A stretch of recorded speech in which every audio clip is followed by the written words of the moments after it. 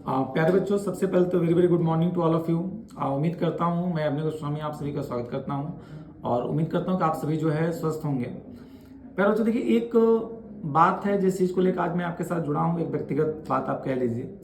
अक्सर बच्चों के आपने देखा होगा, एक सवाल आते हैं और जब सवाल आते हैं तो कहीं ना कहीं मन में एक सवाल पैदा हो जाता है, बट ऐसा हम लोग सोचते नहीं, बट एक सवाल मन में पैदा कहीं ना कहीं होता है, वो सवाल शक के दायरे में आता है। भारत की सबसे बड़ी परीक्षा सिविल सर्विस एग्जाम जब यूपीएससी द्वारा कंडक्ट कराई जाती है, सीडीएस का पेपर हो या फिर इंडिया का पेपर जो यूपीएससी कंडक्ट कराती है, तो वह उसे वनडे एग्जाम करवाती है। उसका कोई भी नॉर्मलाइजेशन का कॉन्सेप्ट नहीं होता है। अभी आपने देखा होगा आपके सामने जो है कि नॉर्मलाइजेशन होने जा रहा है। बैंकिंग के पेपर में नॉर्मलाइजेशन होता है और एसएससी पेपर में नॉर्मलाइजेशन होता है। यहाँ पे आपने देखा होगा अभी आईपीएस पीओ का जो है प्री का कट ऑफ आया, जहाँ पे देखने को मिला कि बहुत सारे बच्चे ऐसे हैं जिनका जो अटेम्प्ट रहा है उससे उन्हें 8-8, 10-10 नंबर ज्यादा मिला है। कुछ बच्चे ऐसे जिनका आपके सामने जो है 7 नंबर 8 नंबर उनके सेक्शनल कट ऑफ और उनके जो है ओवरऑल देखा जाए तो उनको घटा दिया गया, मतलब उनके नॉर्मलाइज करते समय उनके नंबर को काटा गया है। हम ये कह रहे हैं आपसे बस कि एक तो कुल मिला जुला के आपके सामने 0.25 नंबर का बैंकिंग में खेला होता है, उसी में नॉर्मलाइजेशन हो रहा है तो सीधे 6 से 7 नंबर वेरी कर जा रहे हैं। कभी कोई कह रहा है कि सेक्शन हार्ड है इसलिए आपका नंबर कम हो गया, कोई कह रहा है कभी शिफ्ट हार्ड है इसलिए नंबर आपका हो गया, कोई कह रहा है सर आपके सामने जो है कि यह इस कैटेगरी के हैं। तो देखिए, कैटेगरी का जो नंबर होता है वो तो ऑलरेडी बैंक में इतना वेरी करता है। आपने कहा मेंस के पेपर में 20-20 नंबर कैटेगरी वाइज वेरी करता है। यहाँ एक नंबर का सोचा होगा आपने कितनी कीमत होती है, और यहाँ बैंकिंग में आपने देखा होगा 20-20 नंबर जो है आपके सामने कैटेगरी वाइज वेरी करती है। जैसे अभी आरआरबी का आपने देखा रिजल्ट आया, उसमें बिहार की जो एसटी कट ऑफ है 29 के आसपास गई है, जनरल कट ऑफ लगभग आपके सामने 60 प्लस गई है। तो बताइए 35 नंबर 40 नंबर वेरी कर रहा है। इतनी भी अब आज के जमाने में एजुकेशन सिस्टम हमारी पीछे नहीं है कि हम 35 number 40 number category wise data को कम करें। चलिए ठीक है, कैटेगरी कर सकते हैं क्योंकि हमें आरक्षण मिला है संविधान से, लेकिन मुद्दा हम इस बात का उठाते हैं कि नॉर्मलाइजेशन में 8-8, 10-10 नंबर वेरी कैसे कर सकता है। और अगर 8 नंबर 10 नंबर वेरी कर रहा है तो उसका आधार क्या, आप किस आधार पर वेरी करा रहे हैं। हम एक टीचर हैं, टीचर के नाते अगर देखें तो हमारे लिए शायद क्वेश्चन आसान था, लेकिन आपने जब उसको देखा तो आप उसको किस आधार पर उसको कठिन कहते हैं। कुछ क्वेश्चन हमारे लिए कठिन होते हुए भी आप उसको आसान करके उसका नंबर काट ले रहे हैं। तो एक सवाल कहीं ना कहीं शक के दायरे में आता है कि आप नॉर्मलाइजेशन कर रहे हैं तो उसका क्या आधार है। एसएससी अच्छी है, नॉर्मलाइज करती है, इतना ज्यादा वेरी नहीं होता है। और दूसरी बात, एसएससी आपका जो है वो रिजल्ट हमें देती है। जब आपका आंसर किया था तो उसके साथ उसका रिजल्ट आता है कि हमने कौन कौन से क्वेश्चन किए थे। बैंकिंग में ऐसा नहीं होता है, बैंकिंग में आप हमें रिजल्ट भी नहीं देते हैं हमारा, बस नंबर हमें दिखा देते हैं। यहाँ तक कि जो बच्चे क्वालिफाई नहीं हुए उनका लिख देते हैं आप यू आर नॉट क्वालिफाइड, उनका कोई भी नंबर आप उन्हें नहीं प्रोवाइड करते हैं कि जरा आप देखें आपका कॉपी कहाँ क्या गलती हुआ है। तो हम आपसे 2 रिक्वेस्ट करते हैं कि पहली रिक्वेस्ट यह हमारी है कि आप या तो नॉर्मलाइजेशन बंद करिए, वनडे एग्जाम करवाइए, 1 शिफ्ट एग्जाम करवाइए, ताकि सबके लिए पेपर एक जैसा हो। जो 8-10 नंबर वेरी कर रहा है सर, कुछ लड़कों की जिंदगी 1 साल पीछे चली जाती है केवल 0.25 नंबर से, और यहाँ पे आप 8 नंबर के साथ खेला कर रहे हैं। और दूसरा हमारा सवाल यह तो ये है कि हम नॉर्मलाइज अगर नहीं कर रहे हैं तो फिर आप हमें हमारी कॉपी जैसे एसएससी देती है वैसे आप हमारी कॉपी दीजिए, ताकि हम एग्जाम के बाद देख सके कि हमारी जो कॉपी आ रही है उसमें हमने जो क्वेश्चन किया था वहां पे क्या हमने मिस्टेक किया है, या फिर अगर हमारा सब सही है तो आपने किस बेस पर हमारा नंबर काटा है। जरा हम मिलाएं तो देखें तो कौन सा शिफ्ट हार्ड है, कौन सा शिफ्ट लो है। आपके कह देने से हम मान लेते हैं 7-8 नंबर बहुत वेरी करता है सर। तो प्यारे बच्चों, जहां से भी हमारी आवाज जहां तक भी पहुंच रही है, ये आप सभी लोगों से हम बस इतना चाहेंगे कि आप इस आवाज को दूर तक पहुंचाएं, इसे फॉरवर्ड करिए ताकि हम लोग बैंक के एग्जाम को भी वनडे 1 शिफ्ट के कॉन्सेप्ट पर ला सकें, ताकि जो बच्चे इस चीज का शिकार हो रहे हैं वो इसका शिकार ना हो पाए। ठीक है, तो आप लोग बस इसे मैक्सिमम ज्यादा से ज्यादा शेयर करिए और हम लोग इस पर आवाज उठाएंगे। अभी माननीय honourable chief justice of India आपके सामने जो है सुप्रीम कोर्ट के जो मुख्य न्यायाधीश साहब हैं, अभी उनको भी हम एक मेल कर रहे हैं, आईपीएस को भी हम मेल कर रहे हैं। अभी 2-3 मेल हम यहाँ से कर रहे हैं जिसके थ्रू हमें उनसे रिक्वेस्ट करेंगे कि आप इसको वनडे कराइए। जिस समय आईटी सेक्टर इस समय आपके सामने पीक पे चल रहा है, हर चीजें आईटी सेक्टर के और नेट के थ्रू ही हो रही हैं, तो वहां पे हमारे पास इतने सिस्टम है कि हम इन बच्चों का पेपर करा सकते हैं। बहुत ज्यादा बच्चे नहीं है, हमें लगता है कि बैंकिंग सेक्टर में आपके सामने 40-50 लाख बच्चा है, तो फिर हम करा सकते हैं ना। 6-7-8 लाख 10 लाख बच्चे, मैक्सिमम 10 लाख बच्चा है, 10 लाख बच्चों का पेपर हम पूरे भारत के हर कोने में कराना है तो हम करा सकते हैं, उसमें कौन सी बड़ी बात है। रही बात आरआरबी का पेपर, तो आरआरबी स्टेट वाइज होता है, तो स्टेट के बच्चे उसे भर सकते हैं, तो उसमें वैसे बच्चे कम होते हैं तो उसका आप स्टेट में करा सकते हैं।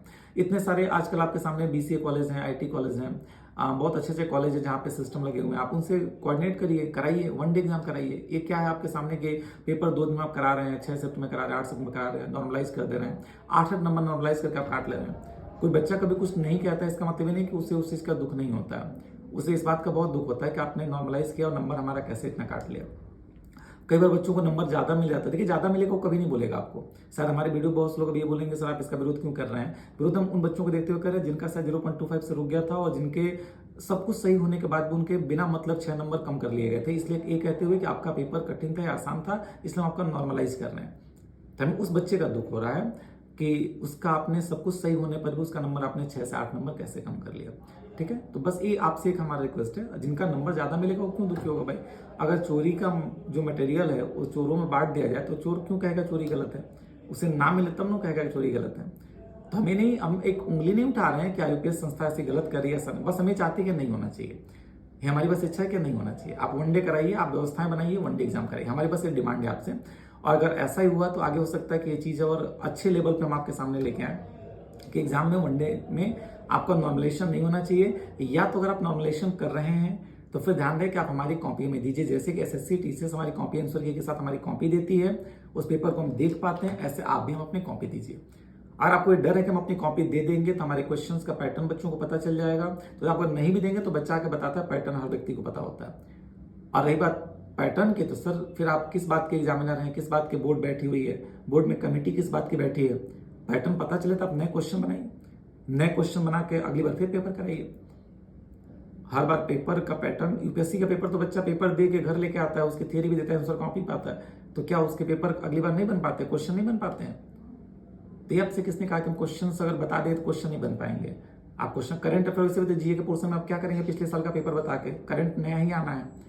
तो इसलिए आपसे बस रिक्वेस्ट है कि आप नॉर्मलाइजेशन ना करें, इस बात को दूर तक पहुंचाया जाए। और बच्चों में एक मुहिम चलाएंगे बैंकिंग के एग्जाम को लेकर के कि नॉर्मलाइजेशन ना कराया जाए, या तो नॉर्मलाइजेशन ना हो या तो हमारी कॉपियों में दी जाए, ताकि टीचर और बच्चे भी ये चीज को देख सके कि पेपर कितना हार्ड था, कितना लो था। हम एक बार शिफ्ट को हम भी मिला सकें, हम एक बार देख सकें। क्योंकि एग्जाम के सवाल जब हम लौटते हैं तो हमें 1-2 सवाल याद आते हैं, सारे सवाल हम याद नहीं कर सकते, लाइन बाय लाइन क्वेश्चन नहीं देख सकते हैं। तो कुछ बच्चे नॉर्मलाइजेशन का शिकार हो जा रहे हैं, हर बार नॉर्मलाइजेशन शिकार हो, बच्चा कुछ नहीं बोल रहा है क्योंकि वो सीधा बच्चा है, बट हम टीचर हैं तो हम इस चीज की बातों को समझ सकते हैं, बच्चे का दुख और दर्द हम देख सकते हैं। जब रिजल्ट आता है तो बच्चा दौड़ के आता है, मेरा 0.25 से नहीं हुआ, मेरा 1 नंबर से नहीं हुआ, मेरा 2 नंबर से नहीं हुआ। तो उस दर्द को हम देख रहे हैं क्योंकि उसके पीछे बहुत बड़ी उम्मीदें बैठी हैं उसके परिवार की जो उस तक आ रही हैं। तो नॉर्मलाइजेशन एकदम फेयर हो, हमें दिखाया जाए उस चीज का। और सब कुछ जब ऑनलाइन है तो हो सकता है, बहुत इजीली हो सकता है कि आप बच्चों की कॉपी उन्हें दे दिया जाए। तो हम रिक्वेस्ट कर रहे हैं, अभी हम चीफ जस्टिस ऑफ इंडिया को भी एक लेटर लिखेंगे कि इस पर कुछ विचार अगर हो सके तो वहां से भी हो, और बाकी आपके सामने को कुछ विचार जो है वो अगर संस्थाएं कर पा रही है, आईपीएस कर पा रहा है तो भी करें, बाकी देखते हैं। रिकमेंड बोर्ड का काम है आपके सामने इस चीज के ऊपर विचार करना। तो यह एक मन में आ रहा था, खैर मन में नॉमिनेशन को कभी सवाल नहीं उठते हैं, लेकिन जब बच्चों का बार बार ये देखा जाता है ना तो मन में सवाल पैदा होता है कि 8 नंबर 10 नंबर कैसे वेरी कर सकता है। जब 0.25 से बच्चा फेल और पास हो सकता है तो 7 नंबर 8 नंबर बहुत दुख की बात है। 48.5 अभी आपने देखा होगा कटा गया यूपीएस पीओ की, और वहां पे जो बच्चों का मार्क्स आया सर, कुछ बच्चे 57, 56, 54 किए थे, उनका सारा सही है, फिर उनके नंबर जो है शिफ्ट वाइज नॉर्मलाइज करके 48 से कम कर दिया गया। 48.25 बच्चों का नंबर है, 0.25 से कम हो गया, जबकि बच्चा 55 क्वेश्चन किया, 55 सही है उसका, बट आपने सीधे उसका सेक्शन घटा दिया ना गलत होने पर भी। क्यों? क्योंकि आप नॉर्मलाइजेशन कर रहे हैं। तो ये नॉर्मलाइजेशन नहीं होना चाहिए। व्यवस्था बनाइए, पेपर 1 डे 1 शिफ्ट कराइए। आप भी अपने बर्डन को क्यों बढ़ा रहे हैं? 2 दिन पेपर कराना, 2 तरह का पेपर बनाना, क्या मतलब है? 1 दिन पेपर कराइए, 1 पेपर कराइए, कराने का तरीका बदल दीजिए। ठीक है, तो व्यवस्था बदला जाए। थोड़ा इस बात को आप लोग दूर तक करिए। जिन बच्चों को इस बात समझ में आ रही है, नॉर्मलाइजेशन का कॉन्सेप्ट जो इसका दर्द समझ पा रहे हैं, वह इस चीज का समर्थन करें और इसको दूर तक पहुंचाया जाए। ठीक बच्चों, अभी हम इस पर बहुत सारा काम करेंगे, मिलते रहेंगे आपसे नॉर्मलाइजेशन को लेकर के। अभी हमारा सिर्फ एक कॉन्सेप्ट है कि बैंकिंग के एग्जाम भी 1 डे 1 शिफ्ट के हिसाब से होने चाहिए और हर बच्चा नॉर्मलाइजेशन का शिकार ना हो, इसलिए पेपर आप 1 दिन में कराइए।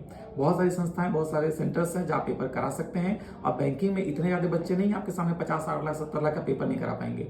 यहाँ पे बहाना में नहीं दे सकते कि सर हमारे पास बच्चे ज्यादा, तुम पेपर नहीं करा सकते। आप कंडक्ट करा सकते हैं, बहुत आराम से करा सकते हैं। एक ही दिन में आप 2-3 बार करा लीजिए, एक ही पैटर्न के पेपर को करा लीजिए, लेकिन आप बार बार इस पेपर को अलग अलग डेट पे अलग अलग शिफ्ट बना के ना कराइए। ठीक है, सेंटर्स बढ़ाइए, कुछ खर्चा भी करिए। 800-900 रुपया फॉर्म का लेते हैं, क्यों लेते हैं? 800 रुपये बच्चा बैंकिंग का फॉर्म का दे रहा है तो उसको क्यों दे रहा है? 800 रुपये पेपर देने के लिए तो दे रहा। नौकरी भी हमें ही पाना है, पैसा भी हम ही देकर फॉर्म भर रहे हैं। कुछ सरकार भी तो हमारे लिए करे, कुछ आप भी तो हमारे लिए करिए, कुछ अपने तरफ से कदम उठाए। फॉर्म तो कम से कम पैसा फॉर्म का तो नहीं लगना चाहिए।